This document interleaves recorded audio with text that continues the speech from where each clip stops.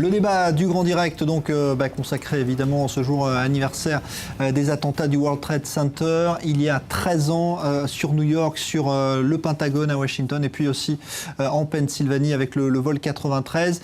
Au terrorisme, Al-Qaïda a-t-il été remplacé aujourd'hui par l'État islamique? En tout cas, c'est la nouvelle guerre menée, initiée par les États-Unis avec cette coalition. On va en parler dans un instant. Je salue Michael Horowitz, bonsoir. Bonsoir. Vous êtes analyste géopolitique et spécialisé notamment dans le terrorisme. Et puis Rafi Yerushalmi, bonsoir, ancien officier dans le renseignement militaire de l'armée israélienne. Alors, Al-Qaïda a lancé, on va dire, un phénomène qui se retrouve très présent aujourd'hui, notamment en Syrie, on l'a vu avec l'État islamique, celui du djihadisme. Ces combattants qui quittent leur pays, souvent même depuis l'Europe, pour aller rejoindre donc ces groupes terroristes et combattre des ennemis. Eh bien, on y revient, cela dure depuis 13 ans, donc maintenant, on y revient avec Mathias Inmar.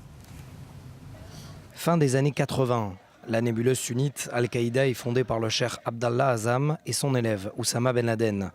Engagé dans la guerre en Afghanistan contre les forces de l'URSS, la mouvance salafiste s'internationalise. Son opération de référence jusqu'à ce jour, les attentats du 11 septembre 2001 contre les tours du World Trade Center. Pour la première fois de leur histoire, les États-Unis sont frappés sur leur territoire massivement par des terroristes étrangers dont le cerveau, Oussama Ben Laden, se trouve à plusieurs milliers de kilomètres.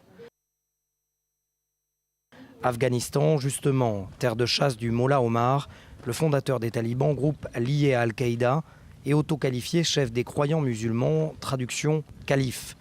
Ce dernier instaure en 1996 le régime de l'émirat islamique d'Afghanistan, autrement dit califat.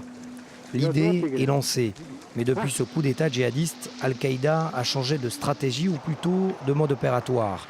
Pour parvenir à la création d'un califat, la nébuleuse sunnite fonde plusieurs filiales. Al-Shabaab au Kenya et en Somalie et pays limitrophes. Boko Haram au Nigeria. Al-Qaïda au Maghreb islamique, AQMI sur toute la ligne du Sahel. Les conflits y sont locaux, ces groupes ayant pour première mission de créer des zones terroristes tampons.